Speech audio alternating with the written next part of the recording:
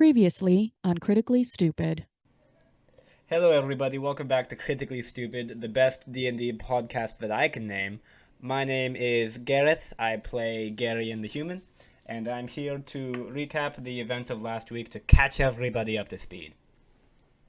Now, we made our way to Marie's magical mixtures, which looked a shocking amount like the fairy godmother's shop from Shrek 2, a movie that canonically exists in our universe.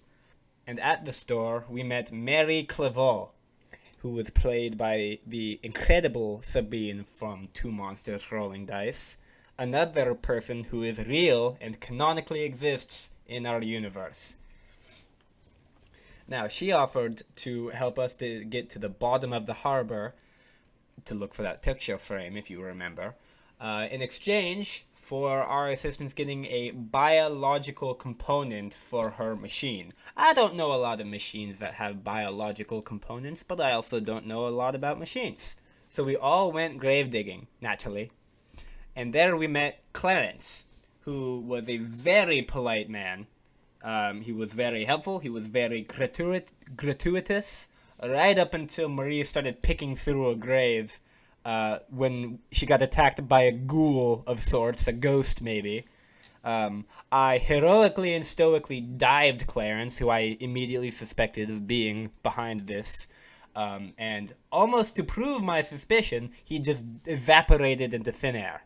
But long story short, we got our biological component, and we all went underwater. And if you know anything about Gareth, which I'm sure you do, because I cannot shut the fuck up.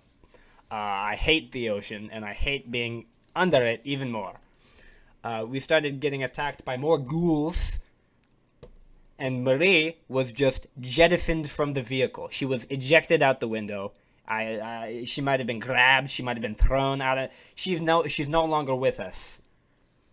As soon as she was jettisoned from our vehicle, we heard the voice of Clarence, the definitely a ghost guy who was with us earlier. I'm sure he's nice.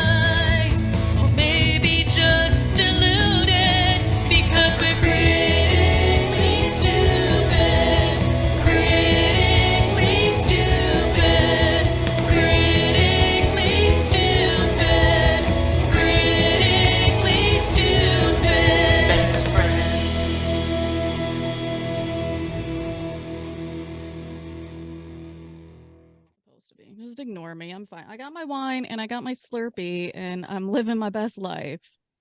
Why don't you? Oh, here we go. Because I'm actually almost out of Slurpee. I've been like nursing this thing for a while, so it wouldn't really have been worth it. Yeah, God forbid you run out of Slurpee in the year of our Lord 2023. Why do you hate on my Slurpee? You're just jealous. That's what it is.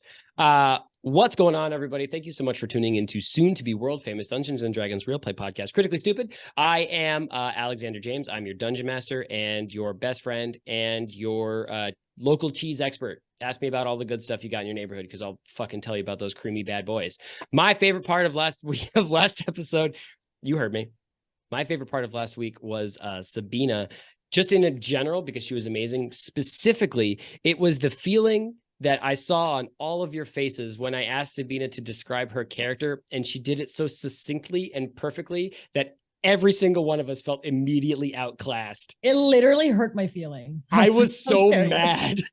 I'm still recovering, actually. Yeah. I may never recover. That was I was actually thinking about just leaving the show at that point. Straight, yeah. I was like, oh, this is what good people are capable of, right? My God brain could paint a damn. picture because of your words. We're supposed to Exactly. What? How dare you? Arnold, you're next. Okay, I'm Anthony. I play Arnold the Bard, and my favorite part of last week was when I brought up being. I pretended to be a cannibal for this ghoulish situation, and Alex just doubled down on the creepiness of his character, and I was like, "Oh man, he's all about this flavor now. I love this." I was like, just him doubling down on that voice. I was like, "Oh, this is. I can't believe we're getting away with this right now. I love it." Yeah, that was my favorite. Gareth. My name is Garion. I play Gareth. I am your arch nemesis, and my favorite part of last episode was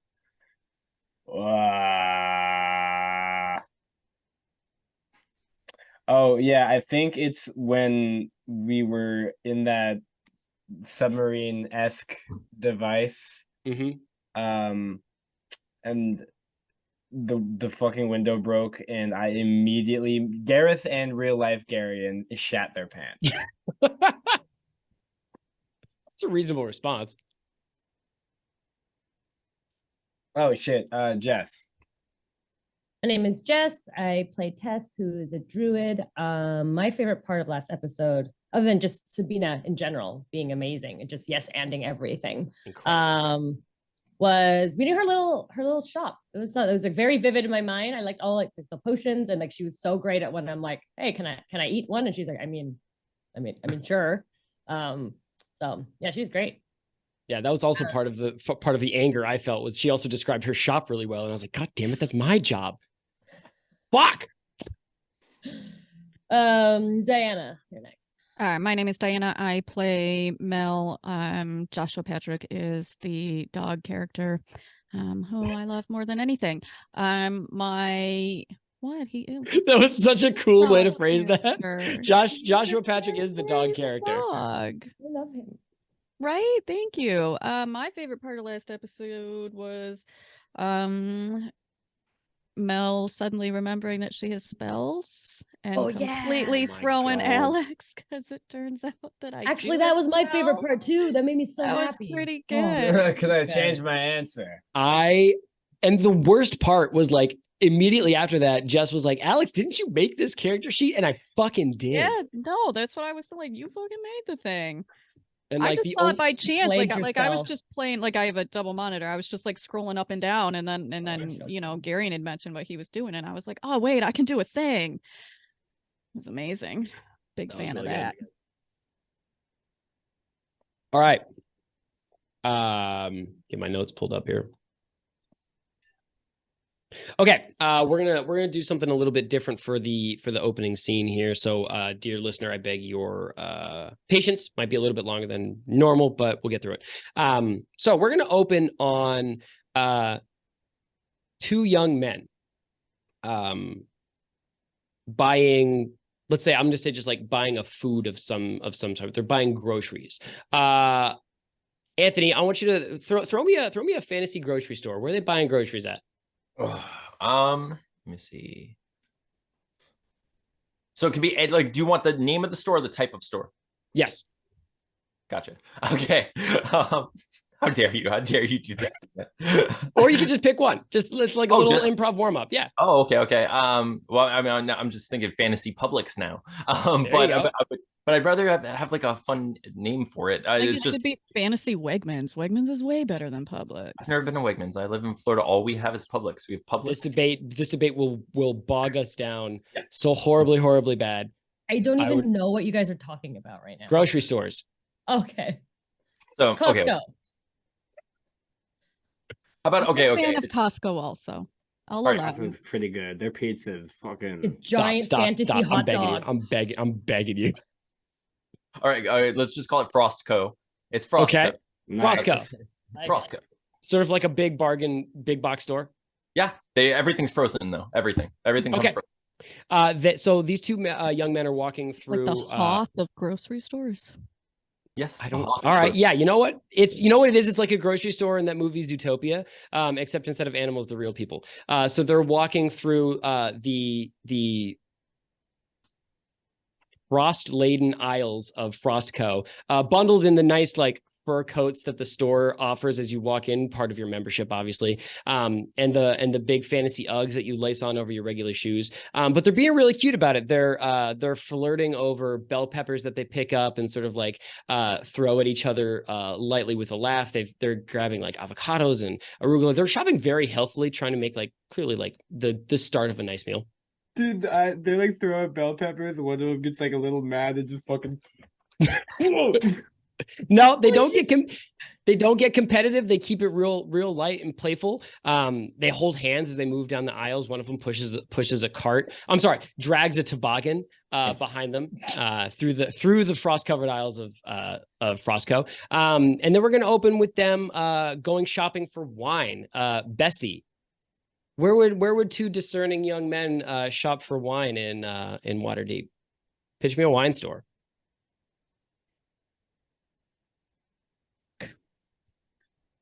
What did you just say? I said fuck. So if this were like a fantasy Wegmans, they also would have a fantasy like wine and liquor store that's usually right next to like the fantasy Wegmans. I feel like it's gonna be like that. So it's still Frostco. It's just like a, you know, because you gotta have special licensing and whatnot to sell that. So it's still considered part of the Frostco umbrella. It's just fine wines and liquors, like Frostco fine wines and liquors. Okay. Do they have a like an elevated, like these are the nice wines and liquor section? Yeah, absolutely. I mean, so it's like completely separate store. You have to leave the Frostco, but it's right next to it. Okay. To All right. And then it's got like the aisles or the different regions in our fantasy area of where you know, like a wine place. Yeah. Garion wouldn't know, but for the rest of us, you know, the aisles are based on region and you know, they got the real expensive stuff that's locked up and yeah. Okay, so these two young men carrying their paper bags of groceries from Frostco move through fine wines and liquors. What was it called, Bessie? Do you have a name, or is it just it's Frostco Fine Wines and Liquors? They move through Frostco Fine Wines and Liquors. There's a helpful young shop clerk that like walks them through a couple of the aisles, and they're really discerning with what they buy. They go over a couple of bottles of white, a couple of bottles of red, before settling on two bottles of red wine of a very elegant and classy vintage that they're clearly very excited about. And then they pay and leave the store, waving very amiably at the person that helped them make their selection. And then we're gonna fade to black, and then they're going clothes shopping. So Jess, where would two young men who appear to be going out for date night go clothes shopping in Waterdeep? Oh my god. Okay. They're going clothes shopping. Are they shopping for things to wear on the date? Yes. It's certifiably yes. My bad. I think So they would probably go to soup. What soup? That's a joke that I just now realized none of you would get. This fucking sucks. Just move on, man. Why won't we get it? Is this like a youth thing? It's because it's a video from like 8 years ago. Why wouldn't we get that? Well, we were I mean, around. did We were any adults, of though. you get it? No, but I just Well, don't think that the fucking then there you reason go. I don't think the reason that it was a video around 8 years ago, I don't think it's a solid reason. It's not like we're all 8 years old. Like I think the main reason was because as soon as I said something, all of you were just like, huh? So Jess. It's at a clothing store called Soup. Okay. Beautiful. All of the clothes are like the patterns are different types of soup. Oh, I love that. So there's like a ramen one, you know, with like the egg, and then like the chashu pork, and then there's like I'd wear the fuck out of that. and there's like a little chopstick hair piece Oh my goes gosh. with it. So they're all just different types of soup. Okay. Yeah. So these two young men, I don't know why I keep hitting the fact that they're young. They're adults. Sorry. these two young These two young underage. No, I'm just kidding. couple These children that just came out of the fine wine and liquor place. Critically canceled. scrumptious.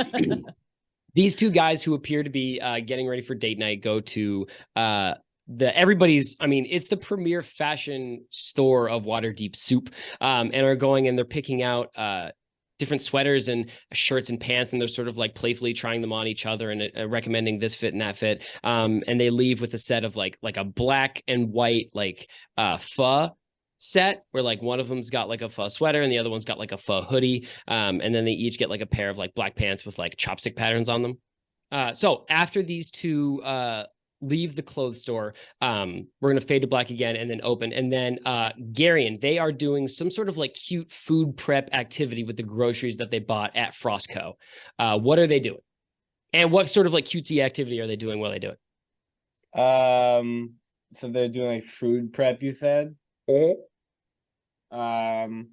all frozen. You know, they're doing meal prep because they're getting fit. They're they're doing meal prep for the following week. They got a little Tupperware, which is a brand new invention. It came out days ago. These people are rich. Okay. They got their finger on the pulse of the food compartment industry. And they're just dividing it up into little portions, putting them in the fridge. One of them keeps putting like a little bit more of the meat than the other, and the other one's like, hey man, what the fuck? Like, I'm gonna be hungry. We agreed to do this together. Come on, man. But like, they're real loving couple, so instead of like it becoming a fight, he's just like, my bad, man. All right. While they're doing this food prep, the meat that they're putting into this Tupperware is a very, very, I want to say almost bloody, well seared, but cooked through, just barely, like sort of red meat, sort of steak-ish scenario. And then the camera fades to black, and then the camera reopens to the two of them sitting shirtless on a pottery wheel. One of them sitting in front and the other one sitting behind. And they're sort of like just like gently molding. And listen, guys, the lighting is sultry and the saxophone music is playing. It's lit by candles. They're very aromatic. It smells like lavender and very calming, sort of like patchouli. And then there is a vicious splatter of blood against the one in front's chest and face. So the one in front is the ghost now? He gently twists the table hacksaw that he's holding in one hand and peels apart a little bit more of the head from the shoulder of the disembodied corpse spinning on this pottery wheel. And the person behind him gingerly like puts one hand over his knuckles and like tugs at the ear to like really open that up so the saw can like sever through a little bit more of that muscle. And can't return that outfit now. Oh, they're bare chested. I should mention. Oh, right. Obviously, yeah. for full sensuality. They're in the nude. They're bare-legged, but they're wearing aprons because this is a family show. So that hacksaw slides through a little bit more muscle and tendon. This is a family show. Anyway, they start lobotomizing this guy, and there's a spray of blood through the air, coating both of their faces. And then, Bestie, do you need the name of like a good therapist? No. Your wife would be a conflict of interest, so like the one sitting in the back, the one sort of like tugging on the ear, turns and looks at us, looks at the audience, and we recognize his face as the sort of like mustached, very happy, smiling face of Clarence, and he says, "Now this is a love story." Dude, when you said he looks at us, I imagined like a Jim. Oh, I would fucking like he's like a little bit decapitating someone. He's just like. I don't. All right, what's going on, guys? We're gonna. I have a buff table question. Yes, because I'm not very good at listening. The person that got disembodied was one of the young men. No, some rando that we don't know. Yeah, it was a Clive Barker rom-com. They're like, yeah. Hey, can I? Wait, so what random person came in and then the two young men like just disembodied that's what him? the date was. That's the what date they were. The date. They were sexily doing it together. They were carving. They were jackal. Oh, I see. And then, okay, got it. Gotcha. You know how like when you get a bucket of chicken from KFC and people are like, I can't give them the drumstick. One of them is like, yeah, I want that guy's thumb. There you go. Everyone knows the thumb is a very meaty appendage. Don't listen. You're so lucky that was the first body part that came to mind. All right. Okay, so we are going to open on you guys now in the bathysphere at the bottom of Waterdeep Harbor, having, I'm going to say, a bad time. Marie has just been hurled out of this window that shattered. Water is pouring into the bathysphere. And Gareth, you just saw this like arthritic, skeletal, like full of petrified muscle hand recede back into the steering wheel. The good news, and I know you guys are wondering, like, whoa, when's the DM going to be nice to us? The good news is that with a sort of like swooshing, sucking sound, this window completely closes itself up with sort of like an arcane wave of force, and the water stops. You're gonna need to make. I'll go ahead and do the.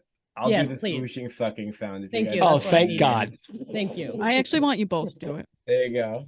Like at the same time. No, I want to Yeah. compare them and rate which one is better. All right, let's all be quiet while Garion does his, because Garion, your mic's very sensitive, so it didn't quite pick it up. Okay. Yeah, get a good take. Get a clean one. Okay. It sounded like a pigeon. It was really good. All right, Like a pigeon inside a whale. A what did I say? A sucking, screeching A sound? slurpy. A sucking, swooshing sound. A sucking, swooshing sound. All right. Here it is. What? This better not awaken anything in me.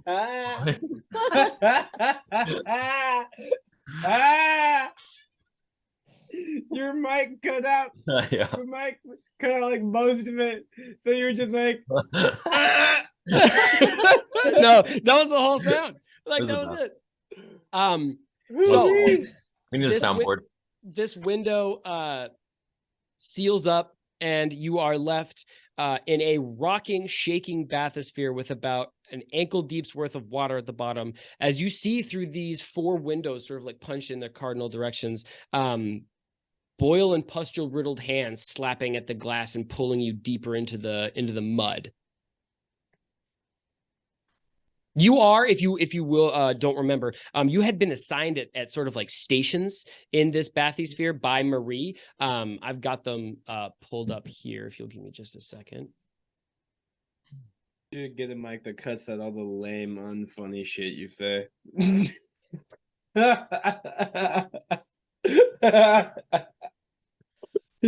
Hey, yo. What the fuck did I do to you?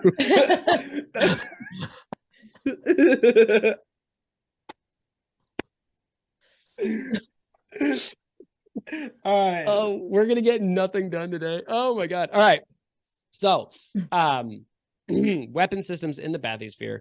Oh my God, it's not in here. Oh no, it is. All right, just kidding. So, Garion, you were told, and dear listener, I'm gonna be real. I'm making this up right now. So, like, if you remember what Marie said in the last episode, keep that shit to yourself and roll with it. Garion, you're on the fire torpedoes. That's where you were told to go. You're standing in front of like a wall of like arcane symbols and what have yous. Thank God. I'm Mel, the man you for were- the job. Mel, you were told to go to the squid ink sack, which is sort of like a wet membrane that's sitting in the middle of a dashboard. I don't know what you do with that, but I'm excited to find out together. Jess, you were told to go to the debris, which is a series of really small, like almost like pinball machine buttons, but laid out sort of like Tekken style across like a big display. And Anthony, you were told to go to the dredge, which is a sort of like wheel set in the floor with a big red button in the middle of it.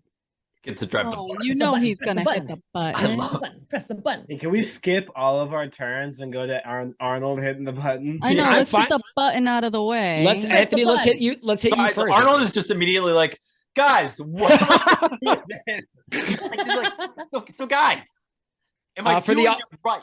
Am For I the doing it Spotify, right, for the guys? audio only listeners, I'm Anthony has hitting hit this that button 10 times at least. Just slap this button. Okay, No. you all hear a grinding clanking sound of machine striking stone, and the bottom of this bathysphere falls away to reveal a window. But Anthony, you have just released a claw machine-like claw that has slammed into the mud and is dragging behind you like an anchor. And the bathysphere pitches forwards as it suddenly weighs you down and actually drags you further into the mud. That's incredible. Okay, Nice. can I push the button again and see if anything happens? Like visibly? Yeah, you push it again and it slowly starts to like drag back up. Okay, I figure. Okay, I'm glad we got that out of the way, sort of at the had jump. to. So, I will let you guys figure out what you want to do. Again, you've got Gareth on the fire torpedoes, you've got Mel on the squid ink sack, and then you've got Jess on the debris. You are being sort of like burdened by let's say 10 of these ghouls as they pull themselves up out of the mud, screaming at you with their elongated, crack-toothed jaws.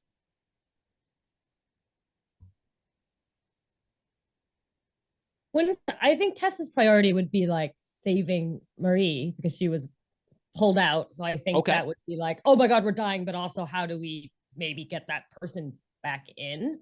All of her buttons. So it's like a giant, basically switchboard with a whole bunch of buttons. They all look identical. That's the debris station that you were told to go to, Jess, but Marie told you to do that from a center console that had a big, like almost like an old ship wheel steering wheel sitting in the middle of it. Right. Okay. But then I have the thing with all the buttons. Correct. Is there anything distinctive about them? Like, do they have colors? Do they light up? They're in 3 waves. There's red, yellow, white. Sort of like in chunks. So there's like 10 red ones, 10 yellow ones, 10 white ones. If Jess does too well at saving Marie, you're gonna have to fucking call Sabrina on Zoom, dude. I'll do it. I don't give a shit. Also, props on you for swallowing the R in the middle of Marie to hit it with a French accent. I'm really proud of you. Yeah. What do I look like? Some kind of poser? You were so excited to make that joke. Dude, I was hanging out with someone the other day. We found out that the funniest thing in the entire world is saying magic spells, but in a French accent. Incredible. I do need to know what Jess wants to do, though. I think Tess would just start pressing buttons. She would get the top ones. Yeah. And then she get just the top ones out of the way. Yeah, get the top ones, and then she just works her way down. Not hitting them all, just kind of quite sporadically. There's a lot of little buttons, I imagine, so they make like a perfect handprint. Like there you go. Press because they light up when she presses on them. Okay. She's just slapping them. You see this, so you have sunk sort of below where the sunlight penetrates in these waters. If you remember, the bathysphere was lit by like a single angler light out the front and then 2 googly eye spotlights on the side. Guys, I'm going to be real. I think Sabrina just made those up. I don't think they were on the sheet at all. I think she improv googly eyes, which is incredible. Anyway, you see this dark water flashbang with light as dozens of tiny canisters of what appear to be like glow stick lit trash explode from the outside of this bathysphere. There's like a bunch of empty tin cans that have been cut in half. There's a bag of like bagel wrappings and like sandwich bits that explode around a glow stick. You're literally firing like pockets of debris. However, I will say, shockingly effective as 2 of them catch some of the ghouls along the side, and they are hurled off this bathysphere, clutching like grapefruit pulp that has knocked them astray. This is great because it's pro-littering. Like I like this. We're pro-littering here on Critically Stupid. We support ocean pollution here. All right, who else? I think Gareth just starts hitting buttons. Okay. You hit 1, Gareth, and the entire bathysphere like rocks like it's going to explode and like pulls one way as a honest to God torpedo fires out the bottom of this bathysphere and like slams into the mud, maybe like 15 feet away. And there's a plume of like boiling red smoke that's swallowed in a bubble and then like a huge explosion contained in a thermal wave. And you see like 7 to 10 ghouls and their bits just sort of like slowly start like floating upwards from the mud that you exploded them from. Holy shit, that worked amazingly. There is very little that's dissuading me from just pressing the button a whole bunch of times in a row. I will say there's the picture frame thing though. The what? Are we looking Oh for a shit! picture? Yeah. you're down here looking for something. You might explode it. It's a good point. Bessie, what are we up to? What are we thinking? So where am I? A squid ink sack. Yes, that's correct. It's a wet membrane. I mean, sacks are obviously my specialty. So I'm going to, I assume I squeeze the sack, right? Like you have to squeeze and gently? then, I'd probably start, you don't want to go too hard right away. Maybe I'll start a little and just see like how much squid ink comes out and then gauge the pressure based on that. You gave me a squid ink sack, Bestie. You got nobody to blame but yourself. God, you guys ever wish you could skip dialogue in real life? Okay. I think you gently squeeze this sack and Very lovingly, very. right. Do you say anything? Please, we can move on. All right, let's respect the no. But there is like a sort of on the opposite side of the torpedoes, there's a plume of inky dark smoke or smoke that sort of like moves through the water and looks, and you see it's ink as it ripples, sort of like making it. I just said that there was no sun down here, didn't I? Real dark. Do we want to The move? water's extra dark from the squid ink that explodes from the ship. So good at this, guys. And something else happens. And that thing is a voice. Hope dies. A voice comes on the intercom systems in a sort of like rattling whine of like fantasy electricity. And you hear this voice say, "Well, now that was quite impressive what you did there. I didn't think any of you would be able to touch all those buttons. I've gosh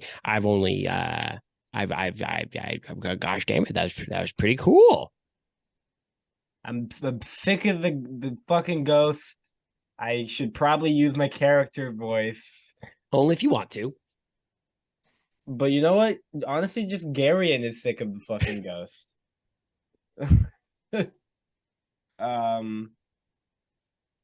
You fucking.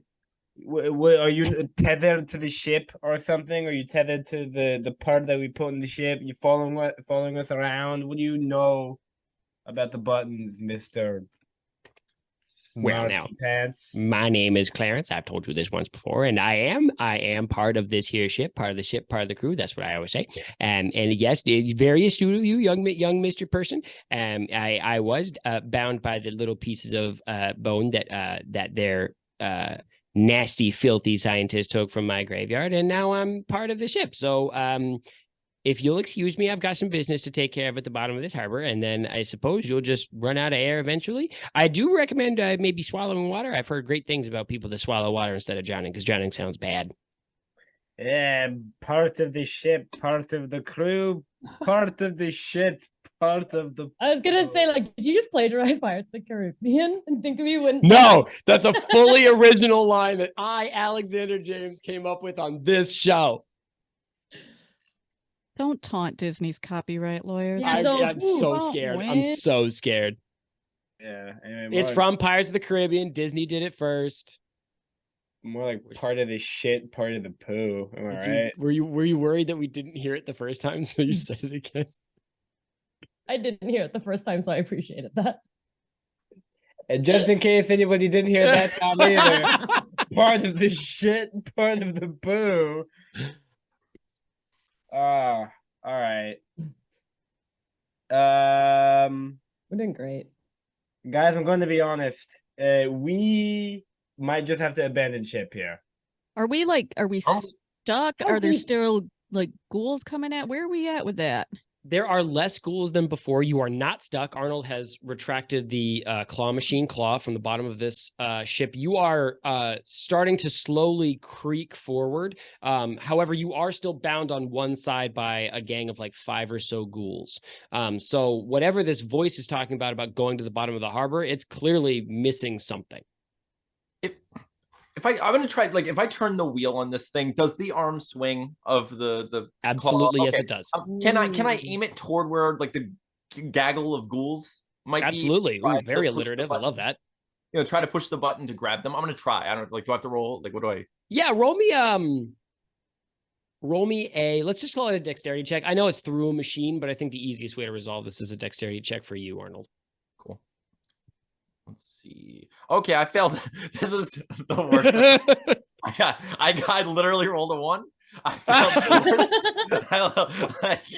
I could. I wish Okay. I should lie. Not gonna. So Arnold, after having just like fired this claw out of the bottom of this bathysphere and like accidentally anchored yourself to the bottom, this time you very carefully like aim and scooch around and like move the wheel and like very carefully time the button to intentionally anchor yourself to the bottom of the harbor this time. Like you grab a big boulder and the bathysphere slams against the mud and you all lose your footing a little bit. And you all get wet because the water splashes everywhere. Except Joshua Patrick. Joshua Patrick's fine. He is wet, though. Is Josh Pat in the scuba gear? Because there was doggy scuba gear, I thought. There is doggy scuba gear. I'm gonna let Mel decide if it was time to put it on yet. But he's wet and not having a great time. Oh, I mean, I feel like he would have wanted it on immediately. Like, I think he would have walked right up to it. Like he's like, if that one's not going to be a cow, so I can like sit on her back, then Mom, you're gonna have to put me in the suit. And I imagine he's got like the cute little helmet. It's so cute up here. It's so adorable. Is it a bubble helmet or does he have ears? I mean, it's a bubble helmet, but it also has like ears, like bubbled. I mean, Marie was she just knew. She just knew. I imagine actually she had like a row of different ones for different breed of dog, and we just picked the one that would. All right. There's a tail thing, and then so that he absolutely, yeah. It's a full-on wetsuit. So he's not so cranky. Okay. He doesn't love that it's wet, but you know. All right, so Josh Pat is safely in a scuba suit. What is Josh Pat's mom doing? Okay, so did the ink do anything other than make dark water darker? Nope. Useless. Listen, they can't all be winners, bestie. I'm working with what I got here. Put Gareth on the sack and take over the torpedoes. I you know what? I think I would pay you $5 to never say "put Gareth on the sack" again. Sorry, Bessie, I interrupted you. What are we doing? No, okay, so Gareth is kind of fighting with the guy who's also got business down there, he said, and he's part of the ship because we've plagiarized Pirates of the Caribbean.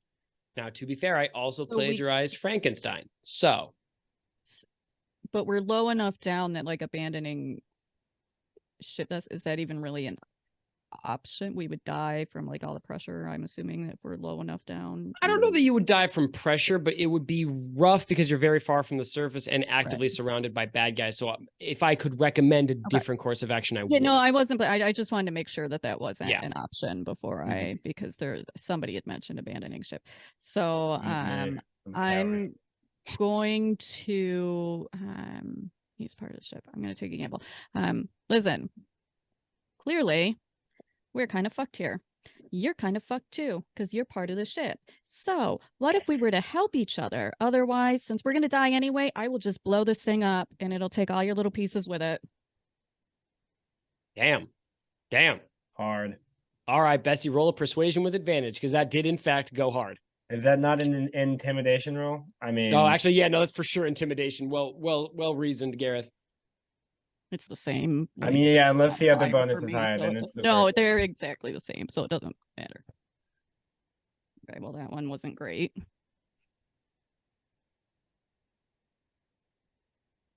Well, that one hell is better. We're gonna go with that one. 18. The first one was an 11. It was. Yeah, that's pretty mediocre.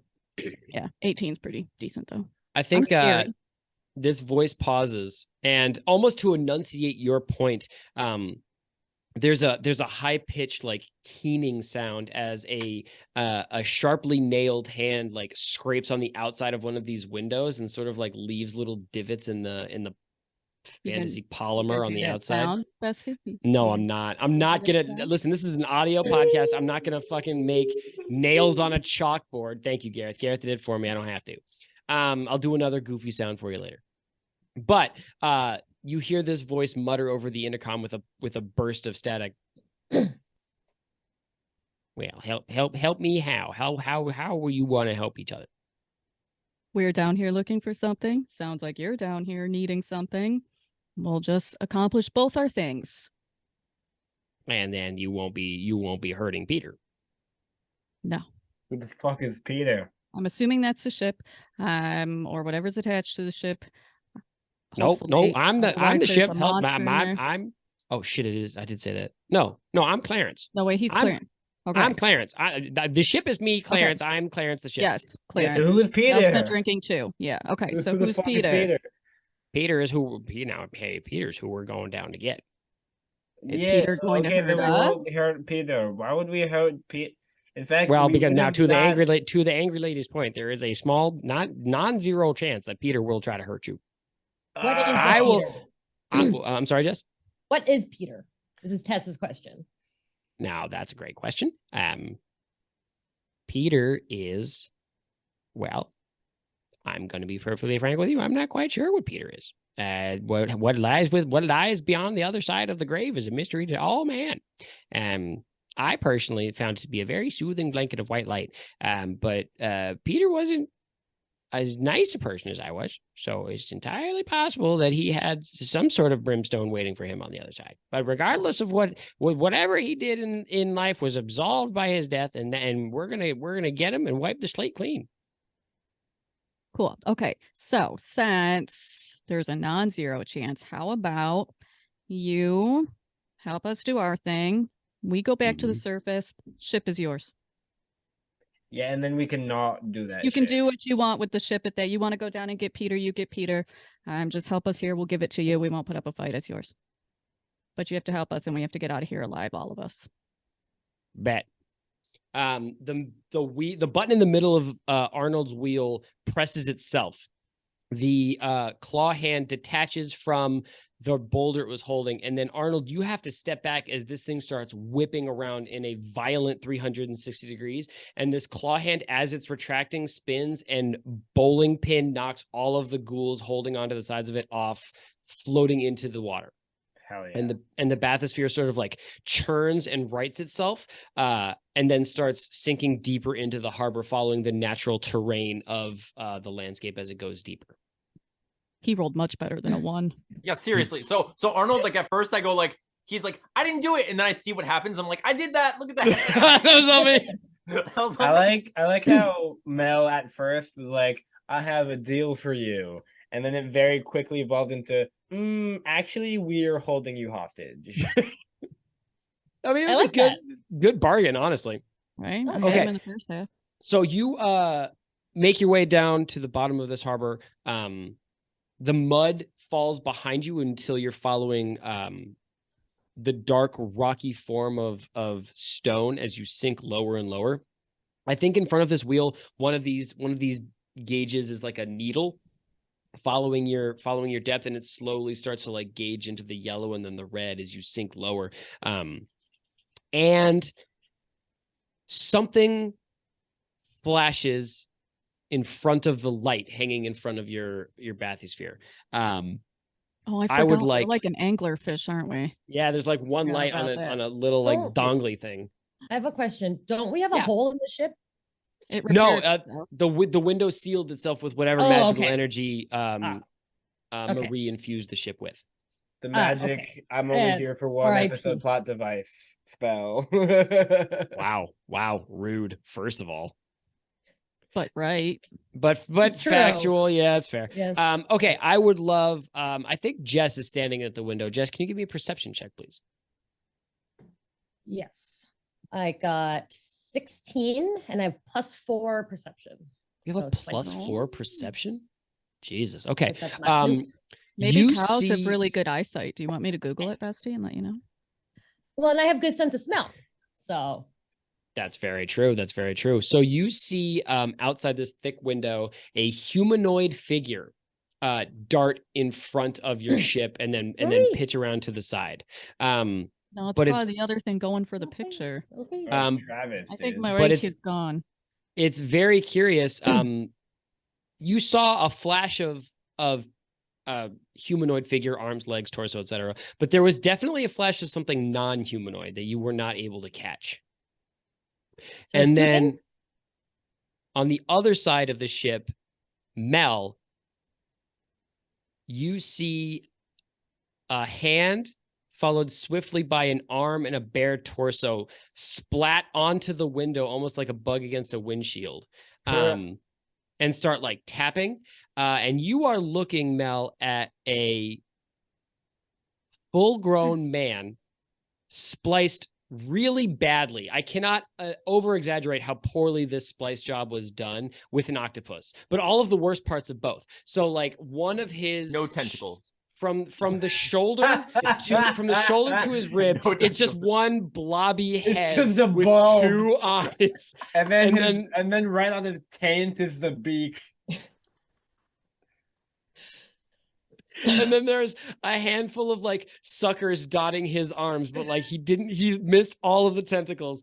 But Mel, what you notice is a very freshly healed knife wound still bound on his abdomen. Are still part octopus now? Maybe Travis is way less intimidating than we imagined. And you hear Or did Travis get hit in the stomach? I know Ursula Turn did. on the but windshield wiper. Just brush them off. Oh yeah, Just wait, like- didn't Travis get like stabbed? Did Travis get Or he stabbed? got slashed, I think. Did he? I burned his hand. Ursula did. no, Travis is suffering from burned fingies. Oh, He did not get Travis stabbed Urstel. Right. that's what it was. That's what yeah. That's And why I'm like, is Ursula an octopus man? that is definitely the knife wound that you were looking at, Mel. That's cool. You're smart. See, I needed a new topic for my PTSD nightmares, and that visual is living. No, he doesn't have free tentacles. in my head. He's not scary. It's just like sort of an amorphous octopus head. Oh yeah, that's not scary. That's- He's just family a goofy, show. That he's won't just freak a the goofy kids. little guy. Yeah, he Just a just went from goofy little- human to being Frankenstein sewed into. That's not creepy at all. That's not like some human centipede shit. By the way, cows And- have excellent vision. Are Stupid you- octopus. They can and see in then 360-degree panoramic. Oh shit! That's How do I Does- see behind does- my head? wait, stop. 360 degrees. Because their they eyes can are all almost weird. see because The they're yeah, bulge? exactly. They can Their eyes almost are see in weird. 360-degree panoramic vision, so they can detect predators, and they see in all colors except for red. So you guys should keep me in cow form more often because I can literally see everywhere. Anyway, Did you Yeah, guys? your only blind spot is immediately behind you. Which, if you think about it, you've got Josh Pat is sitting when on your Josh back. He's like your droid, yeah. you know, and he's looking behind you. I just watched Mandalorian. That's why there's the Star Wars stuff. So wait, does Eugene have the similar ability of octopus or octopi, whatever, octopuses, where you can fit into It's whatever octopussy. gap that his beak can fit into? I here's the thing is not everybody else listening to the show might remember where you said his beak was, but I remember where you said his beak was. So no, It's tainted. I'm not think you're yes, a I'm not coward. yes ending this bit. Somewhere. That was That's so bad it's- improv. it's This is a somewhere near family his, show. You're his bad at quitting comedy. sack. You have to. You have to support my taint beak theory. There's a sack and there's a That's tape. what I mean. It's right by his squitting sack. It was really Mel, a very you poor see hack job. Mel is just horrified. This figure's amorphous head snaps open and a human mouth starts speaking, but you hear it inside the bathysphere as it says with a very thick Kill me? Russian accent. Please, I am begging you, put a spear through my... No, that's not what he says. I would understand though. Like if he was was like, "Kill me," I'd be like, "I got you, Yeah, here's a man." Like, torpedo. fuck. I think he says, pretty lady, do you come here often? Thank Ah. God, no. You look different. I am my appearance has been changed just a skosh. This is true, but it would appear that there is a race of sorts on, and we are on a desperate mission to get to the bottom of this harbor so that we can make our amends to the lady up above, and she can tell us where the necklace is. But it is a pleasure to see you again. Eh? Oh God, tell me it's just a spell. You're not this- actually like a. He Like- gestures at his amorphous blob and butt beak, and and says he's Dude, wearing pants for the nice. record. Just before anybody says he's pantsless, he's wearing trousers. But he says, "Oh, yes, he's Assless temporary. trousers. Yes, this is he. You know what? The trousers don't have butts. They're assless pants. Everybody knows you swim faster if your cheeks are exposed." Fact, it's more hydrodynamic. But he says, "Yes, I visited my good friend. He's one of the most preeminent splicers in Waterdeep, and he gave me this sort of. It was a quick job, but I needed to do it fast because I do not have the resources of some of the other members of this race." Do you get unspliced afterward, or is this what you look like now? I will be quite honest with you. I did not make myself aware of the details because I sort of needed a solution in the moment. So I'm a man of action. So I said, you know what, Bob, slap that bad boy right onto me. You know what? I appreciate your dedication. You needed to solve a problem, so you It's know the what? most We needed to solve a horrifying way. problem, and we did the foolish thing of borrowing a boat, whereas you attached bits of octopus to yourself. Well, and you know what? I did not come alone either. And you see a shadowy shape move through the dark water behind it as the familiar form of Travis Tess shows up and sort of like taps this horribly disfigured octopus on one shoulder and points into the darkness in the direction that I must say your bathysphere is going. And Urstul Floxen says, my non-union associate here has figured out the way to the wreckage. He owes us Mel money. is Wait, well, yeah, I was can going to say Gareth try Mel to- was going to say, first of all, he owes us money. Secondly, we didn't come alone either. Just like an ominous hint because our ship is actually fucking alive. Just All right, I'm into it. Oh, I thought it Yeah, was just like a blatant lie. it is. It's not really. The ship does, like, he controlled the ship and knocked out ghouls and like see, We have that's- each other. We're Yeah. not alone. Now, see, somewhere is that's the shit- body of Marie. That's the shit that as a DM I love so much because I can't force you to roll a deception check because it's not technically not a lie. Anyway, That's just- can I try to get like Travis's attention? sure, you can hop up. It's a big window. I think there's room for all of you to sort of get in on this. Like a picture window. Yeah, Can I try to get like Travis's attention there? yeah, he's looking at you. Okay, sweet. I'm gonna be like, hey, Travis. Well, made you an offer, man. What happened? What was my deal not sweet enough for you? Travis reaches into his fanny pack and pulls out the fistful of silver that you dropped into the water. And then he reaches into his fanny pack and he pulls out 2 fat gold pieces and nods at the squiggly octopus, sort of like suction cupping himself onto your window. We would have negotiated. Man, I was gonna pay you more. The silver was just to make sure you were still in the water, man. Now, please don't be salty, my boon companion, Gareth. Travis is a dear working member of our guild, and he has a preferential treatment, and the health insurance that he gets, even though he is a non-union associate, is pretty sweet. Do you pay dental? What? I don't even have. Travis eats a lot of fish, and sometimes the fish have trash in them because people just sort of swim through these waters and jettison whatever they feel like it into it, and then the fish eat it, and then Travis eats the fish, and then they break his teeth. So he goes through a lot of teeth and needs the excellent dental insurance. All right. Well, I don't have any insurance. I'm uninsured completely. If I die, it's Hashtag going to be America. so many people's problem. Urstul says, and again, you guys can hear this voice clearly, even though he's speaking from the other side of the glass. Whatever enchantment is on his splicing, clearly has also like reached his vocal cords or whatever. Why do his vocal cords are spliced? Obviously, yeah. Oh my And how god. does he talk? That's where his gills I are. want to think about it. This thing. They don't. Octopus don't have gills. They have a siphon, don't they? Would you like Man, to How was much do fucking- you know about animals, Jess? I know a lot about animals. This is fucking crazy. I know a lot about animals. Yeah. Anyway. I feel like I can picture the kind of person Jess was in elementary. I was school like so a clearly. precocious little girl that was like, well, actually, I Ooh. fucking Sharks are knew fish. it. Sharks I are not was fish. exactly They're the fucking same in fish. elementary school. I was like, fucking kill me, please. But nobody did. That's crazy. no, I was. Hey, yeah. Diana, how was your first day of second grade? I want to kill. I want to myself. kill myself.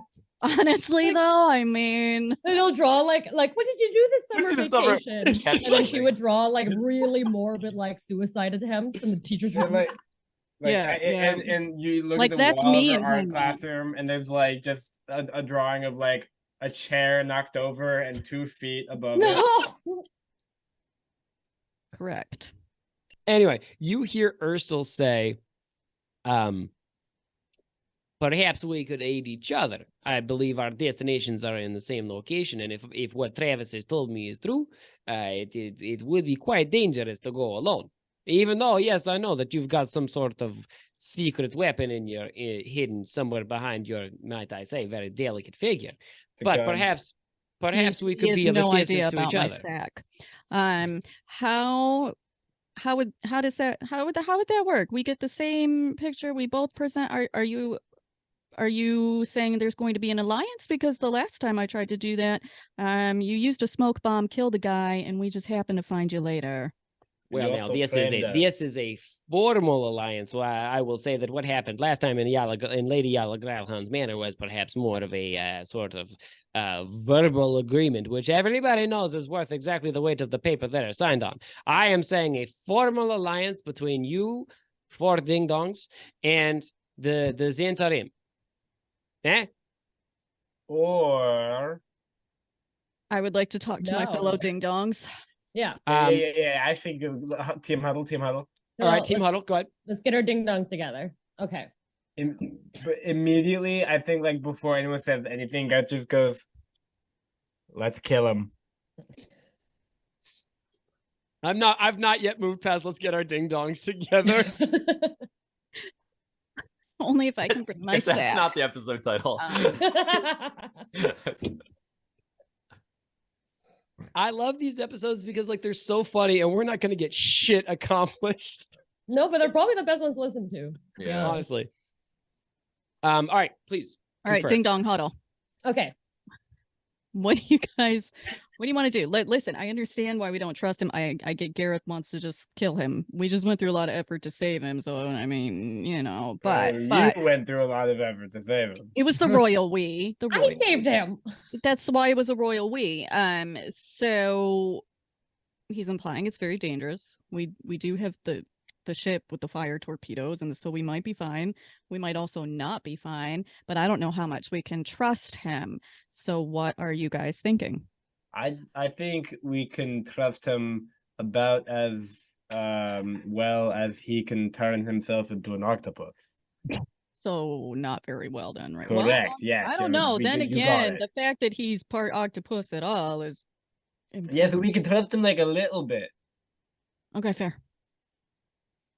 There is a burst of high frequency static from a old radio on the wall. It almost sounds like it could be words coming out of it, different from the intercom that's speaking through the ship, I might add. Clarence, is that you? I think we'll Well. turn it up. Can you turn up the volume? Okay. Yes. Jess, you hear a voice say, "Ah, is that the dulcet tones of the new party member I am hearing? It is me, Rainier Neverember. I am so glad to hear you." Ah! Jess, you look out the window to see a red-headed figure in a very expensive looking scuba suit. It's like bedazzled with like rhinestones and like bits of gems, That'll make him heavier. but he has a solid gold air I tank. love this vibe. Yeah, for yeah. There's him. no way he's gonna be able to swim that fast if he's got any gold on. But if you like hit him, you like cut your knuckles because like it's all just it's jewels. So good.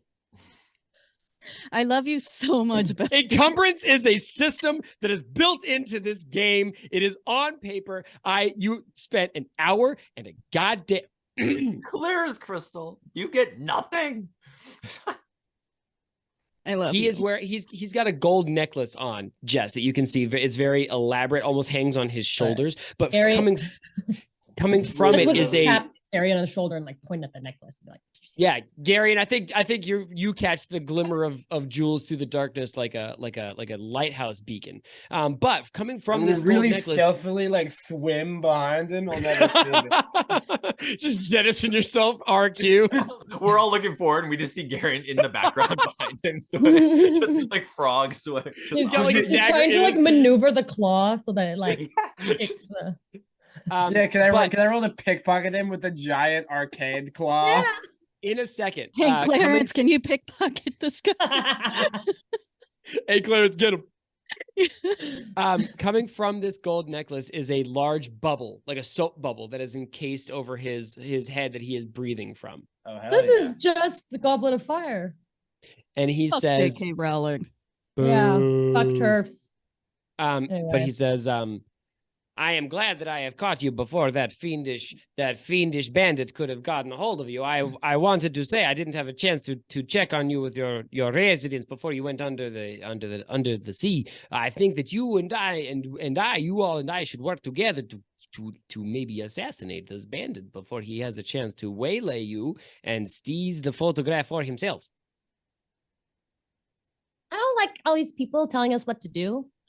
Makes me not really want to do anything with any of them. I love that for you. Me neither. I think that you might guys be our think? ADHD though. It's true. Guys, We're I not have- doing Just wants to go do anything then. something. Yeah, I have exactly. an idea. But wouldn't it kind of That's- benefits us if Rainier just wants to take on Ursula, and we could just go. We can True. the NPCs let them fight. And And then Alex can like talk. yeah, them he'll talk to fighting. them. No. See, here's what's not going to happen is Alex is not going to talk to himself for 30 minutes because that's bad podcasting and boring comedy. Very true. I think it's have quality. an idea that's so bad. No, I love your bad it's ideas. gonna They're be so usually excited. good. Uh, They're usually yeah, actually like super smart ideas. no, this one isn't though. I like to self-sabotage with my ideas. So No, so it's leave my teleporting knife on board. Somehow real cool, real subtle, real stealthy, like jettison myself from the vehicle. And then just like real casually while they're arguing, you guys really try to keep their attention. I just like swim over and like get the picture or fucking whatever. And then I can teleport back on board. And then as soon as I do that, we're all like, you know what?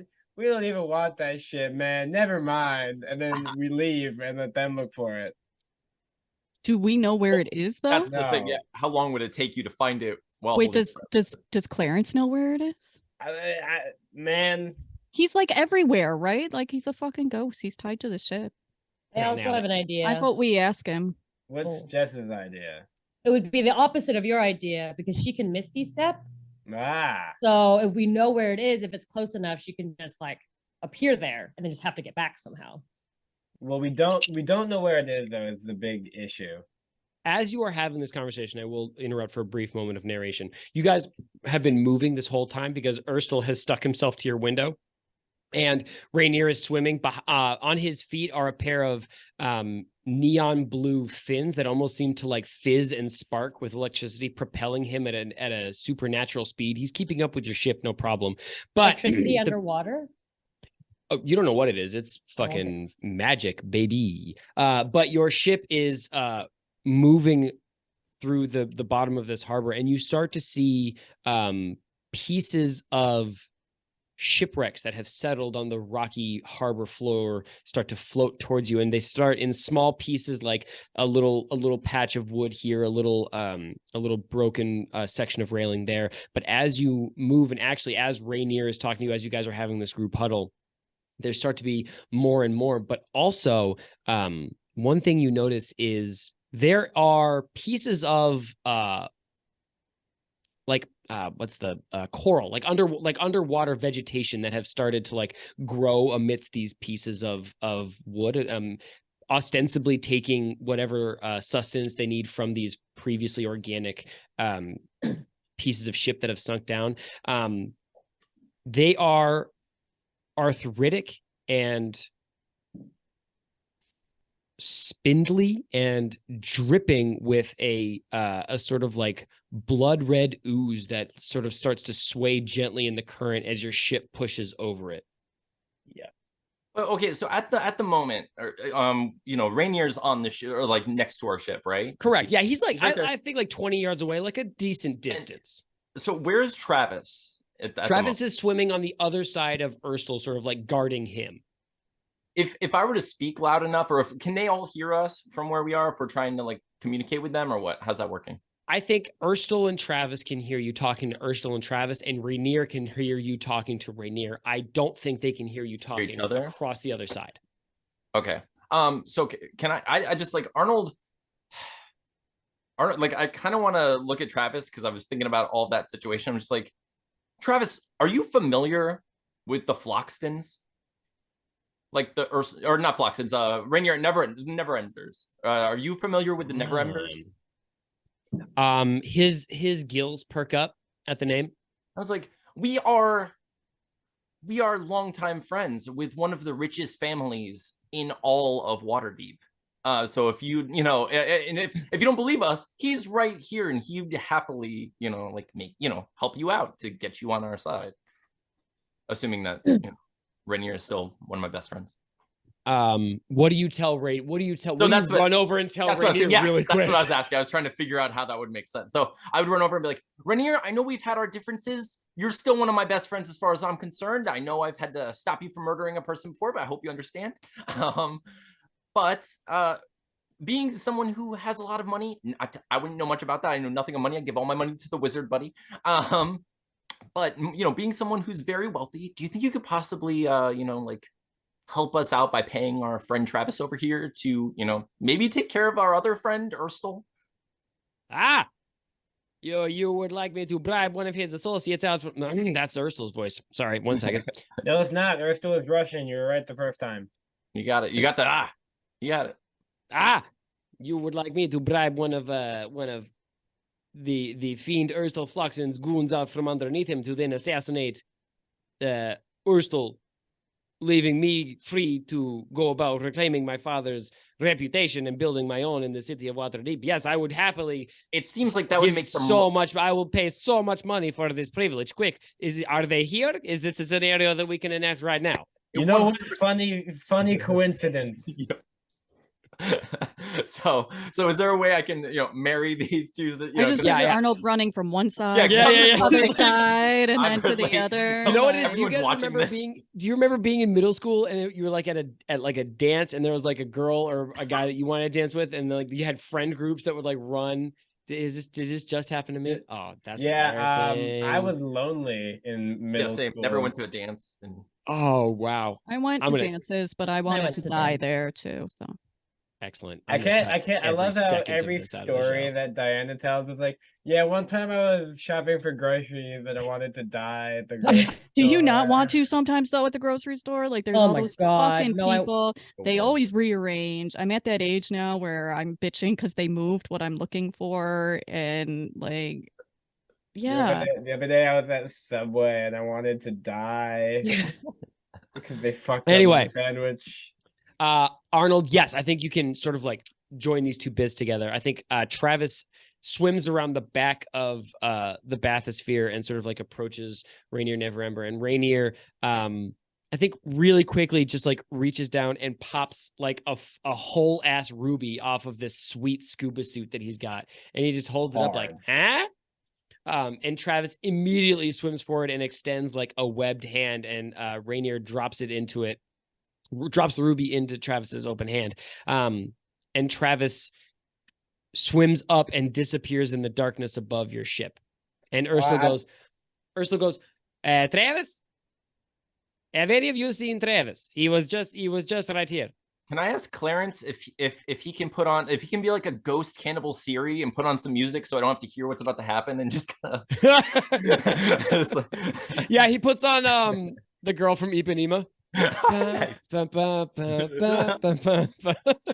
Travis comes back with 6 of his boys, and they all shank are still like that scene from Breaking Bad in the prison.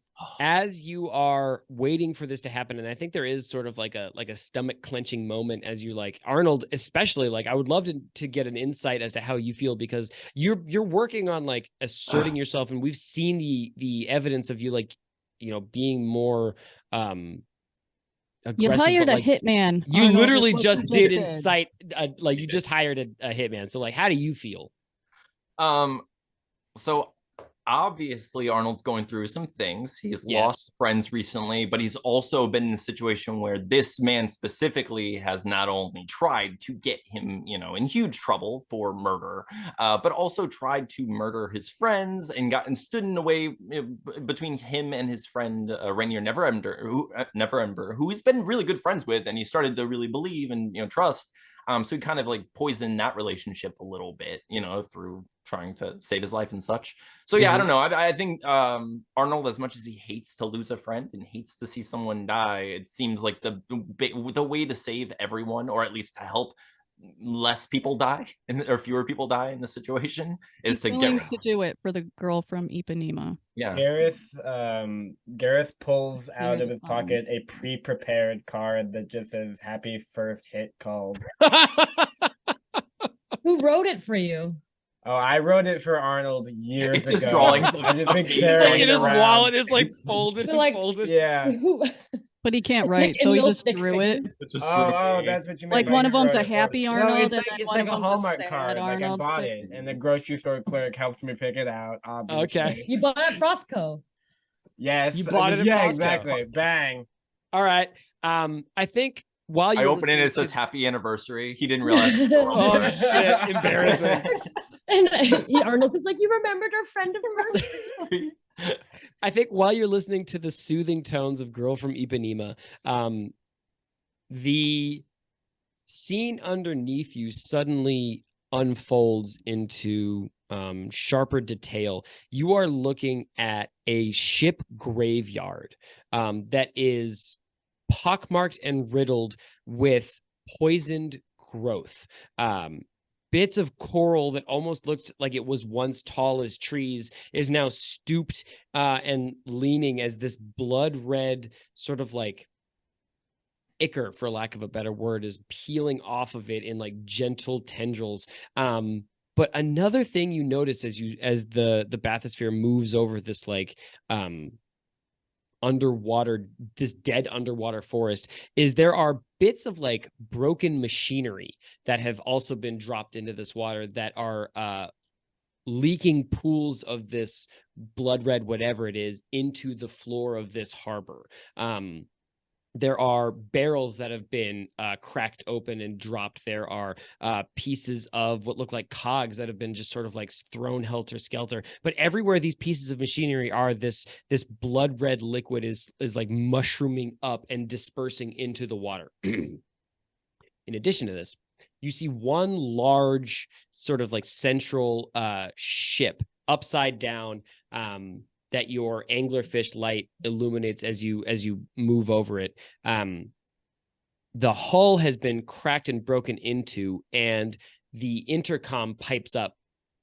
And Clarence's voice says, "Well, now I do believe that we're coming sort of towards the epicenter here, so we kind of need to make a decision. I'm not quite sure where exactly this situation that you're looking for has been, but I definitely know that Peter's down there somewhere." Hey, Peter. That was a weirdly good Patrick Warburton impression, my guy. Thank you. I appreciate it. Did you practice your Patrick Warburton impression? No, I mean, I don't practice, but I do say specifically "Hey, Peter" a lot. That's kind of like practice, though. Yeah. I wouldn't call it practice. I would call it training. Okay. Or what? You wouldn't get it. All right, what are we up to? Oh, balls. We did make a decision about Has the what. thing happened with Earthstar? Yeah. So, No, I mean, not yet. So maybe we pause. We're just kind of waiting for Travis to come back with like To do the thing. I don't know, His like head. like 4 dudes in a black SUV to like do a Yeah. drive-by All right. underwater. I think Swim by. because you're gonna hold my story hostage until I kill the NPC you need me to kill. Because Uh, otherwise you're gonna make him a complication for us somehow. And it's like hanging over me, like I just need it to happen. And I love your mug so much. That's just so much. Yeah. It's a little cow mug. Oh, incredible. Okay. You see a darting shape slam into Erstal Floxen so hard that his suction cup riddled human arms peel off this window. And you Hey hear Clarence, turn up the radio. you hear underneath the soothing tones of Girl from Ipanema, you hear what? As the two of them go careening into the shipwreck bed underneath you. And there's a glint of like steel in the light of your anglerfish light, and there's like blood red like inking into the water, and like I like to That's all you imagine that Jess and Arnold are like listening to the music and like looking away, trying to distract themselves. But Mel and Gareth are just like at the glass. you don't see much because it is quite dark, and they have I can Travis see it, pushed right? Erstal out of the light of your bathysphere. I think Tess would be full on, like, you know, that the scene with the janitor with the headphones on. Like, she's just driving. She doesn't really know what's going on. She's doing her own thing. And Hell yeah. Arnold looks sad, so she's just like, hey, let's dance.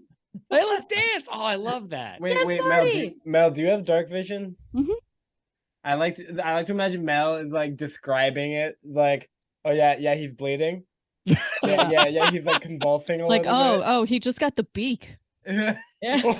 He just went straight for He the beak. pulled it out. He started at the beak. Started at the beak and then went for the sack. He carved it That'll like kill a man Christmas quick. ham.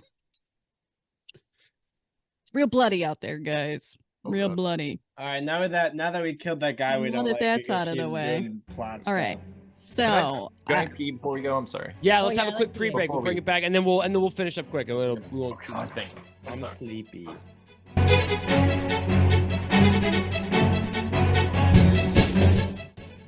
What's going on, everybody? Thank you so much for tuning into soon to be world famous Dungeons and Dragons real play podcast, Critically Stupid. I'm Alex. I'm your DM, and I'm so excited that you're here. Give me just a couple of seconds. I'll have you right back to the show. For legal purposes, I'm here to tell you that guys, wait, you're never going to believe it. Guess what we're playing? It's Waterdeep Dragon Heist, an official Dungeons & Dragons module written by Chris Perkins, Scott Fitzgerald Gray, Kim Mohan, and of course, last but not least, Michelle Carter. If you or any of your buds, your goblins, your gremlins, your street youths would like to get into D&D, I recommend going to dnd.wizards.net. Check out all the great stuff they've got there. They've got dice sets that'll get you started. They've got editable character sheets that you can fill out and go from level 1 to 20. And they've got whole campaigns built to take you and your band of merry idiots as far as y'all are willing to go before killing each other out of frustration. Ha! That's just a joke. It's a game. Be nice to each other. I really hope you're enjoying what you're listening to. If you would like to end up as a character on our show, you can tweet us at CritStupid. Tell us what you thought of the most recent episode. Tell us what you think we're doing well. Tell us if you think we're doing a bad job. We crave all of that feedback. It only makes us a better show for you and for hopefully new listeners coming down the pipeline. So we're listening, and if you tell us what you think, you might end up as a character on the show. I am here to tell you that I was remiss last episode. We had an incredible guest on the show, and I waited until the very end for her to drop her credits and her links. So I'm going to do that again for her now. Her name was Sabina. Sabina was part of Two Monsters Rolling Dice, which is a dramedy podcast set in like an old school Western vibe. I've got a blurb here. I'm going to read it. I'm going to be very professional. Ready? Two Monsters Rolling Dice is an actual play audio dramedy podcast with original sound and score set in a supernatural Old West style world played in the Fate core system. Now, Fate, obviously, if you're not familiar with it, very story focused, very character focused. So if you're looking for like one of those like blend of comedy and drama shows, that really explores like storytelling, I highly recommend you check them out. They do a tremendous job. I listened to a couple episodes just the other day in the car, and guys, like, I don't know why you're listening to our show, honestly. That's a joke. Please keep listening. If you want to check out Two Monsters Rolling Dice, you can go to their link tree. That's linktr.ee/Dice Monsters. Or you can check out their Spotify, Two Monsters Rolling Dice. Again, they're great, but also please listen to our show. We are, as usual, doing that big YouTube push, trying to get to that magical number of 1,000 subscribers so that we can monetize the show, get access to better recording software, better mics, better webcams, better lighting, to generally, like I said, make a better show for you and for whoever might be listening. So if you haven't yet, I would deeply, deeply appreciate it if you could subscribe to our YouTube channel. If you consume us audio only, boy, really wish I had phrased that differently. If you listen to us audio only and you don't watch us on YouTube, I would very, very much appreciate it if you could leave us a rating and a review on Spotify or Apple Podcasts. Yeah, again, just let us know what you think. If it's a bad 1-star stinky doo-doo review, then we probably deserved it. But if it's a good, excellent, shiny diamond of a 5-star review, then we probably deserve that too. Give it to us. We want it. Just let us know what you think. We would appreciate it, and it would help us get pumped up in those algorithms, get us in front of new listeners. So that's all I've got. Thank you so much for listening. Thank you for subscribing. Thank you for reviewing. Thank you for rating. Thank you for being here with us. I really think that this show is going some exciting places, and I'm so stoked to share it with this incredible community that we've built together. So you take it squeezy out there, and I love you. All right. Bye. Hey, what's going on, Doc? Thank you so much for taking the time to see me. I was just really just super nervous sitting at home. So yeah, thanks. No worries. What brings you in today? So, I don't know if you could see, let me roll up my pant leg here. So my leg is inside out. Oh my God. So I've got heart palpitations and I smell copper all the time. And when I eat pancakes, I see, dead people. And so I'm just sort of wondering, I've tried Googling the symptoms and WebMD says that I'm an asshole. So I was wondering if you have anything that could help me out with that. So this is pretty standard stuff, really. Classic heart palpitations. That's probably a symptom of a bad heart. Your leg's inside out. You probably tripped and fell. Now the ghost pancakes. We've all been there. That's really no biggie. Okay, good. So I'm gonna go ahead and prescribe you. We just got these in actually from our pharmaceutical company. This is called Cerulean Haze D20 by Libris Arcana. This will fix you up right on the spot. I want you to roll it twice an hour, every hour for about 4 days. As long as your rolls are good, above a solid 5, you'll be absolutely fine. If you roll a 1, I have a last will and testament over here prepared to be filled and signed. What happens if I roll a 20? You get wings. Whoa. You don't get better, but you do get wings. It's just dying with wings. What's going on, everybody? This is Alex and Garion, 2/5 of the hit Dungeons and Dragons troupe, Critically Stupid, here to talk to you about Libris Arcana dice. Now, I know that you love dice. We all love dice. That's kind of why we're here. Libris Arcana is one of the only subscription-based dice services out there. You go to the librisarcana.com, you sign up for their subscription services, and every month you get a brand new set of TTRPG dice delivered right to your door. This month's collection is called Cerulean Haze. It's gorgeous, and you get it delivered right to you. It's the simplest thing. You go to librisarcana.com, you use our exclusive all-American discount code STUPID20 for 20% off your final order. And then you can cancel right away if you only want 1 month, or if you want to let it ride for a couple months. Maybe you want to gift a subscription to a friend and let them get cool new dice over the summer. However long you want to do it, you can cancel at any time, no extra fees. Go to librisarcana.com and use the special offer code STUPID20 for 20% off your total order.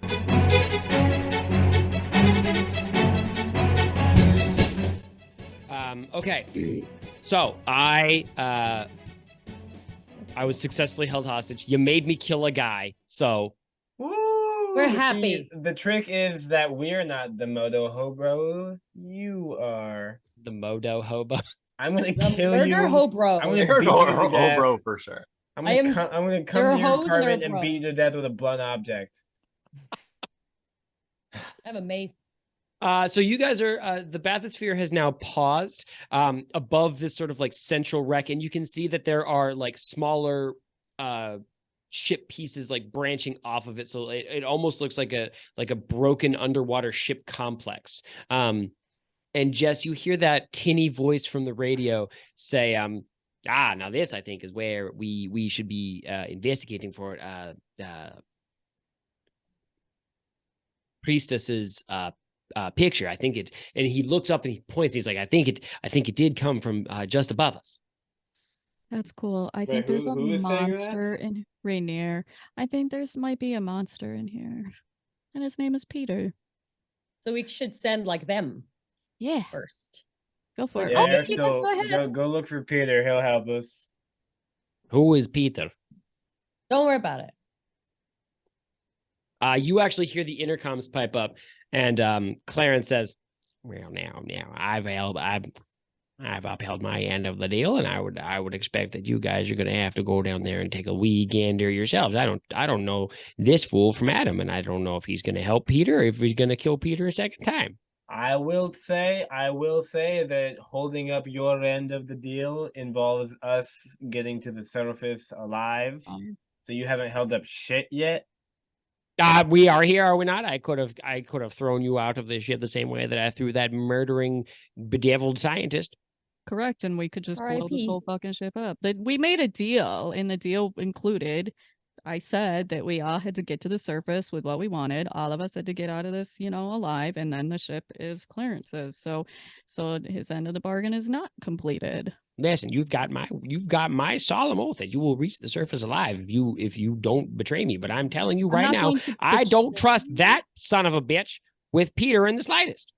Fun fact, we don't really trust him either. Yeah, that is kind of why we're But saying. he's Yeah. got like a lot of money, so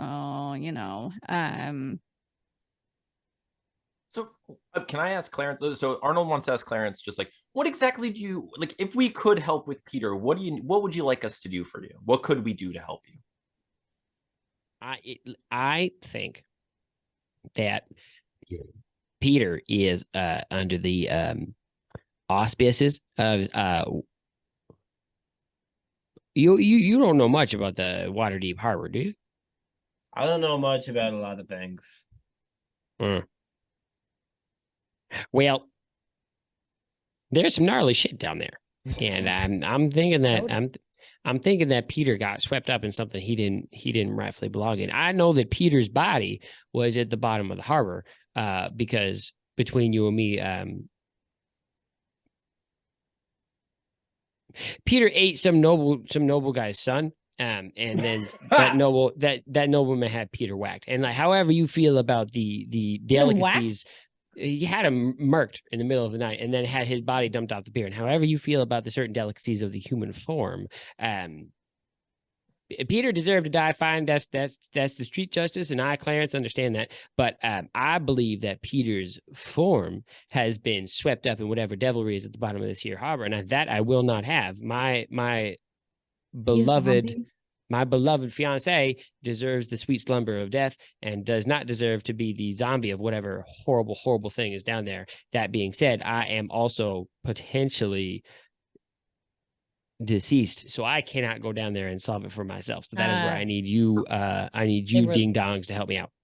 They were the couple from the beginning. Yeah, yes. I understand now. So Okay. do you need us to retrieve his remains or something of that nature? That is exactly correct. If you can retrieve Peter's form or some piece of it, then I can. What percentage of the remains do we need to get? If I just grab one bone, can I just grab a bone and be done with it? Thank you so much for asking. It is exactly 14.5%.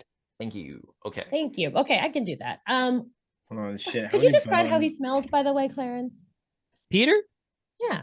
What do you smell like? Peter smelled like sandalwood and vanilla, except when he was doing laundry, and then he smelled like soap bubbles. And then sometimes when he was swimming, he smelled like a little bit like the sea. And then sometimes he smelled like human blood.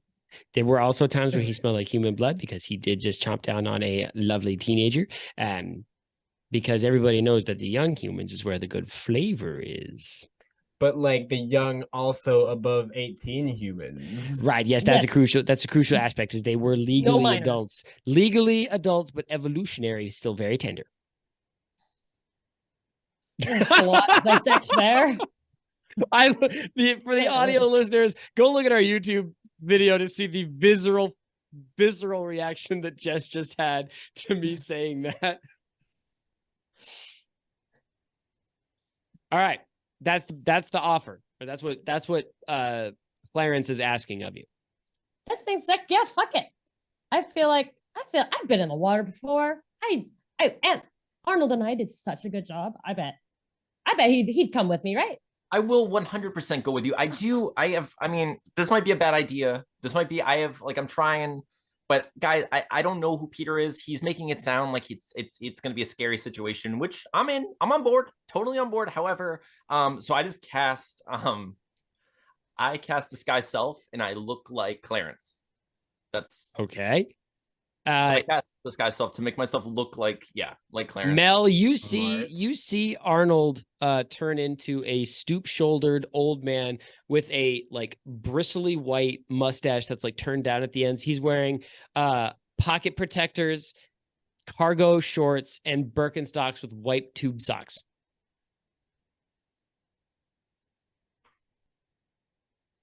I mean, I don't hate the plan on account of There's no plan. well, It's no, still I get a it. loose collection of facts. Yeah, so well, trying to put them together. I mean, obviously the idea is that yes, Peter's a zombie, but if there's any part of Peter that's still Peter, he'll recognize Clarence and who he presumably loved and maybe won't be so angry. The bad part of this plan is that it's Arnold.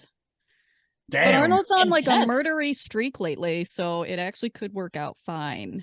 You know what? You just really gotta put your mind into the mind of a cannibal. You really I gotta. mean, method Andy act did it. that once, so I'm not feeling so bad about. I've been doing it for 2 Why don't you episodes get now, and it? it's pretty dope. You really gotta start method acting, Arnold. You gotta kill and eat somebody, and also kiss a man. I feel like Travis could help me with all of these things. Travis does not count as a man under It's the close, but it's like auspices. a stepping stone, right? Why would you go to Travis and not try to snatch whatever life is left in Urstel Floxen's floating corpse? Oh, I thought you were just saying Gareth. Yeah, Gareth does Or like just batting kiss his Gareth. eyes. Oh, I was going. Gareth just like applying lip balm. I figured I could do like the two birds, one merman. Where it's like There you go. I could eat him and kiss him, no big deal. But Which first? I mean, that's up to him, I guess. We don't kiss Dealer's each other. choice. It depends on how he answers the question of if he wants to kiss. Like, if you want to kiss, yes, then we kiss. No, then I kill you. It's like, are we kissing or am I kissing? Oh my god. Okay, wait. I just thought of something that I don't know how this would be useful, but Tess could take Gareth's knife and Misty step somewhere. That could either be useful for an escape or useful to get somewhere. Does my knife work if other people try to use it?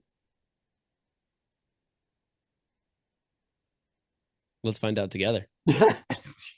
Not here. I wouldn't be using it. I just put it in my pocket. But yeah. Well, in that case, I mean, he can't. We don't know. I guess our party doesn't know. But like, could we grab onto his shoulder and also teleport with him or something? Or That's is why it? I was wondering about Misty Step. Can I take people with me? You cannot take people with you with Misty Step. No, Misty Step's a one-person thing. Okay. As for holding on to Gareth, let's try it and find out. Okay. The first thing I want to find out here is I'm gonna toss the knife to Arnold, and then I will say, all right, put it on the ground over there, and just really like focus on reaching out and grabbing it, but like with your mind hand, if that makes sense. Nothing has ever made more sense. All right. I do it. I do that thing. Gareth, Arnold, you set this knife down, you take a couple steps away, and then you really focus your mind hand. Full mind hand is sticking Tess out. is also trying, but she only sees a hoof and she can't grab the knife. All you hear is the soothing tones of the girl from Ipanema, which, by the way, has been playing on a loop for like 10 full minutes. Nothing happens, Arnold. Okay. So I'm like, I did it. I did it for you. You tried your best, and that's really all that matters. I'm gonna take my knife back and also change the song on the stereo to "Around the World" by Daft Punk. All right, cool. It goes back to the girl from Ipanema. I tried my best. That's all that matters. Welcome to my world, suckers. Oh man. All right, well, Is Rainier waiting on it? Like, Yeah, I think Rainier's like swimming in the vicinity, sort of like looking into your window to like see what's up. so we're presumably in some plan. kind of an alliance with Rainier. It's- I we would did say you are kill Eugene. definitely in an alliance with okay. Rainier. So since we're on the same side, more or less, mhm. I feel like we should probably warn him that there might be like a zombie in there. I also have a question for him, so this is perfect. Yeah. Let's slide So- into character voices. Let's do it. Well, I was thinking out loud here, kind Sure. of with the group here. Should probably let him know that there's like a zombie thing down there. And then I don't know what weapons he might have on him. That might be a solid question to figure out. I mean, we got to be prepared in case we run into the zombie thing. And then he seems to have a little bit of an idea of where the picture might be. So as long as we're all good with having Rainier sharing information freely. Yeah, I mean, Do it. that's actually a good point. Peter probably does have weapons because, you have to, if you want to be a cannibal nowadays, you have to earn it, People aren't going to let you just eat them. Fair. True. So Arnold would just run up to the window near wherever Rainier is and just be like, "It's me! Don't murder me! It's Arnold!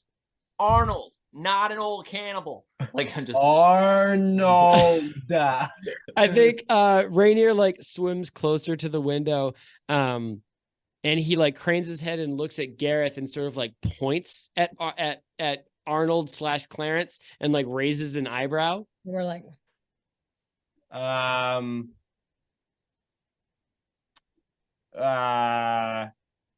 Is there like a piece of cardboard or something nearby? Probably there. Yeah, let's say there's like a trash can with some scrap in it. Yeah, I'll take like the piece of cardboard. I'll draw like a little smiley face on it, and then I'll like use it as a mask, and then point at him. because you All refuse to smile, so you have to draw a smile. Yeah, sure. Sure, man. I think Rainier gives 2 thumbs up, and you hear that voice over the radio say, Arnold, my boon companion, I did not notice you there. You look tremendous. I love your sort of skin cloak that you've got sort of going on there. Never call it that again. Hey, Rainier, there is like potentially maybe, so we're told, like a zombie more or less under here, and there's also like a body. We need to make it less zombie, more body, bring it on the ship, and also find the picture. Hey, Rainier, where did you get your head bubble? I From your necklace? I had it especially crafted for me from one of the wizards guilds in Waterdeep. They were friends of my father, and I offered them a generous amount of coin for the sweet overnight job. And they made me this collar of water breathing. It's pretty sweet. Now, I had the scuba suit lying at home because I thought, hey, if you're gonna go, you better go in style. What was the overnight job you took? No, they took the job to give me the collar of water breathing. I gave them the job. I understand. Okay, I got it. I don't take jobs because my father was very rich and powerful. What happens if we borrow the collar, make our own head bubble, and just like give it back to you? Can we all just Are there not scuba suits in the thing? Do we? I thought there was only a dog scuba suit. I thought there was for people too. It'd be kind of silly to not have them just from a safety standpoint. Bestie, odds or evens? Oh, fuck me. Odds. There are 2 lockers next to where you found Josh Pat's scuba suit, and you bang them open to find 2 really questionable looking scuba suits. I'm sorry, fantasy scuba suits. Maybe they're of the same make as Rainier's collar, but where his is like gold and embossed and has inset jewels. These are like PVC pipe and duct tape. Nice.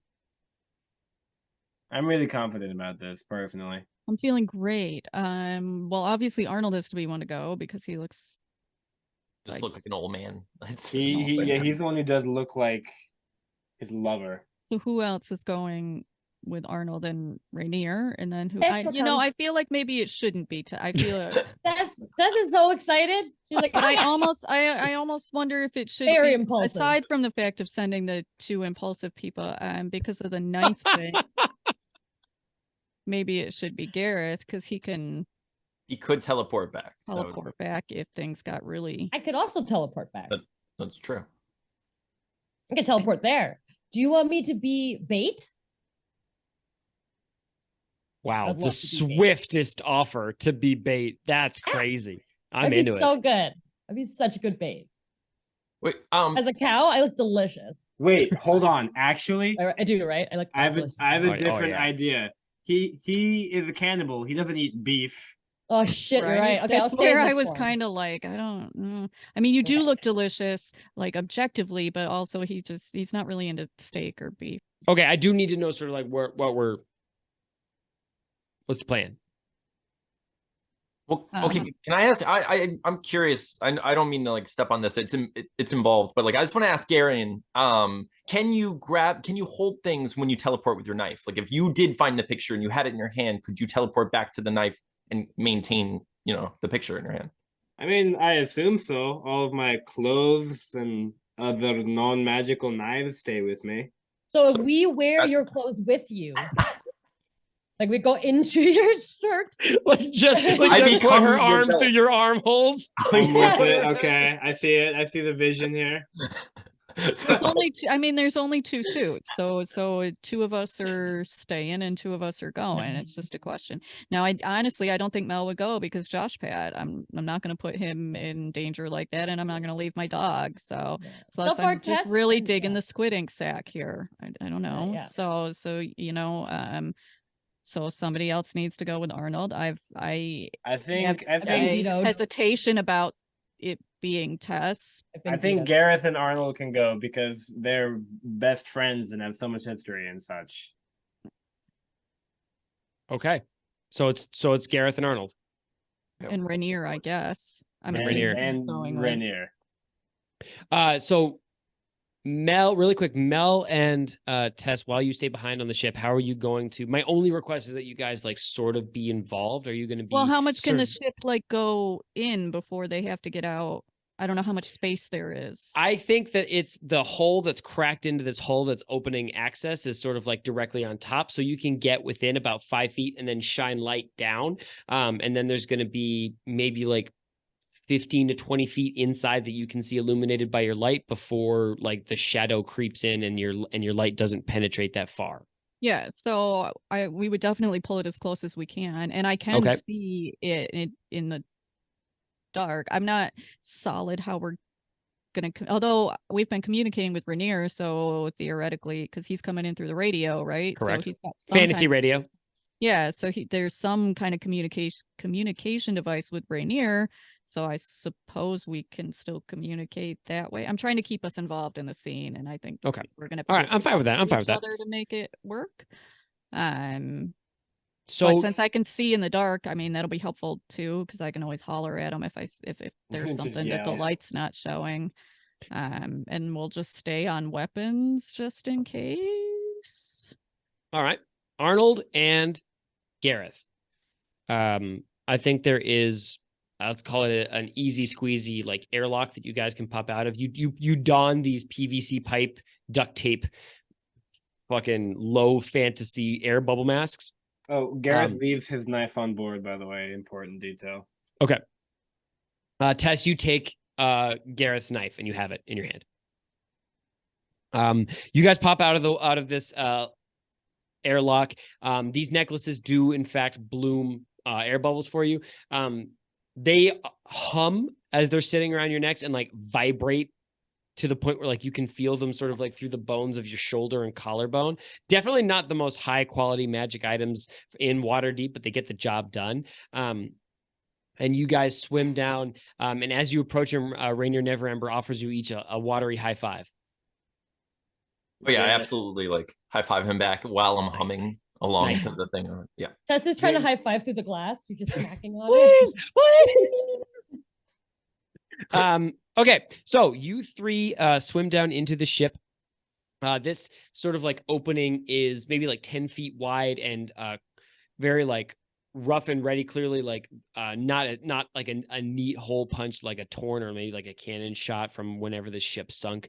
And as you swim down, you notice that the sort of like, sorry, I hit my mic there. You notice that the depths of this ship are littered with these pieces of flotsam that are surrounded by this blood red sort of like loose liquid floating at the bottom of the harbor. And even as you gingerly swim over it, the lightest susurration in the water allows it to like pitch up and move almost like an air current that is like almost hungry to come up and like reach for you.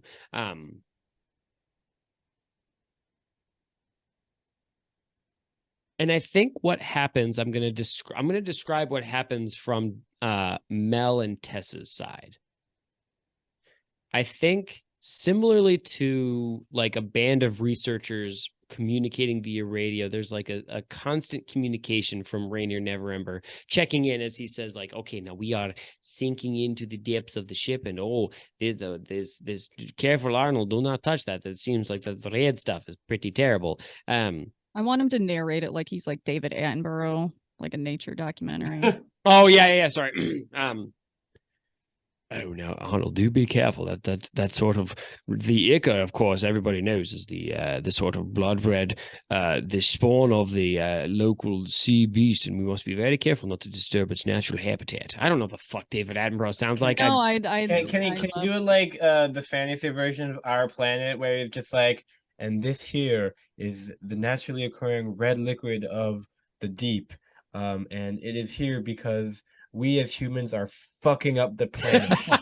Fucking it up so bad. Literally We're just dumping littered. thousands of barrels of fantasy oil into the fantasy sea.